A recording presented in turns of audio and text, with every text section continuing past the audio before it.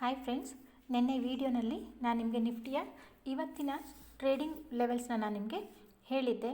ಅಂದರೆ 25,600ರಿಂದ 25,650 ಬಂದು ನಮ್ಮ ಸಪೋರ್ಟ್ ಝೋನ್ ಆಗಿತ್ತು. 25,774ರಿಂದ 25,894 ನಮ್ಮ ಪೈವೋಟ್ ಝೋನ್ ಆಗಿತ್ತು. ಮತ್ತು 26,011ರಿಂದ 26,065 ಬಂದು ನಮ್ಮ ರೆಸಿಸ್ಟೆನ್ಸ್ ಝೋನ್ ಆಗಿತ್ತು. ಅಂದರೆ ನಿಫ್ಟಿ ಹೇಗೆ ಓಪನ್ ಆಗುತ್ತೋ ಆ ಕ್ಯಾಂಡಲ್ ಕನ್ಫರ್ಮೇಷನ್ ಮೇಲೆ ನಾವು ಟ್ರೇಡ್ ತೊಗೊಬೇಕು ಅಂತ ಹೇಳಿದ್ದೆ. ಸೊ ನಿಫ್ಟಿ ಓಪನ್ ಆಗಿದ್ದ ಫಸ್ಟ್ ಕ್ಯಾಂಡಲ್ ಬಂದು ನಮಗೆ ಬೇರಿಷ್ ಕ್ಯಾಂಡಲ್ನ ಕೊಟ್ಟಿದೆ. ಸೊ ಬೇರಿಷ್ ಕ್ಯಾಂಡಲ್ ಕೊಟ್ಟು ನೆಕ್ಸ್ಟ್ ಕ್ಯಾಂಡಲ್ ಬಂದು ನಮ್ಮ ಸಪೋರ್ಟ್ ಝೋನಲ್ಲಿ ಬಂದು ಒಂದು ಬುಲ್ಲಿಷ್ ಕ್ಯಾಂಡಲ್ನ ಫಾರ್ಮೇಷನ್ ಆಗಿದೆ.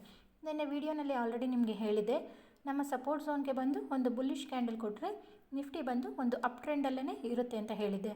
ಹಾಗೆಯೇ ನೋಡಿ, ನಮ್ಮ ಲೆವೆಲ್ಸ್ನಲ್ಲೇ ನಿಫ್ಟಿ ಬಂದು ಇದ್ದಿದೆ. ಅಂದರೆ ಸಪೋರ್ಟ್ ಝೋನಲ್ಲಿ ಒಂದು ಬುಲ್ಲಿಷ್ ಕ್ಯಾಂಡಲ್ ಕೊಟ್ಟು ಸಪೋರ್ಟ್ ತೊಗೊಂಡು ನಮ್ಮ ಪೈವೋಟ್ನ ಲೋಯರ್ ಝೋನಲ್ಲಿ ರೆಸಿಸ್ಟೆನ್ಸ್ ಆಗಿ ತೊಗೊಂಡು ಮತ್ತೆ ಇದು ಒಂದು ಡೌನ್ ಟ್ರೆಂಡ್ ಕೊಟ್ಟಿದೆ.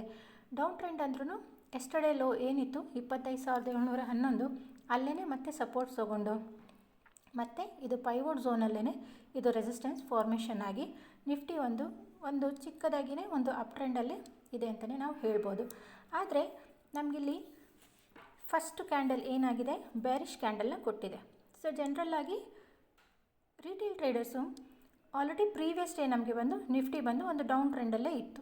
ಅದರಿಂದ ಏನು ಬೇರಿಷ್ ಕ್ಯಾಂಡಲ್ ಕೊಟ್ಟಿದ್ದ ತಕ್ಷಣವೇ ಸೊ ಇವತ್ತು ಮಾರ್ಕೆಟ್ ಬಂದು ನಿಫ್ಟಿ ಬಂದು ಡೌನ್ ಟ್ರೆಂಡಲ್ಲಿ ಇರುತ್ತೆ ಅಂತ ಅಂದ್ಕೊಂಡಿರ್ತಾರೆ. ಆದರೆ ನಮಗಿಲ್ಲಿ ಸಪೋರ್ಟ್ ಝೋನ್ ಇದೆ. ಏನು 25,650ರಿಂದ 25,600 ಬಂದು ನಮ್ಮ ಸಪೋರ್ಟ್ ಝೋನ್.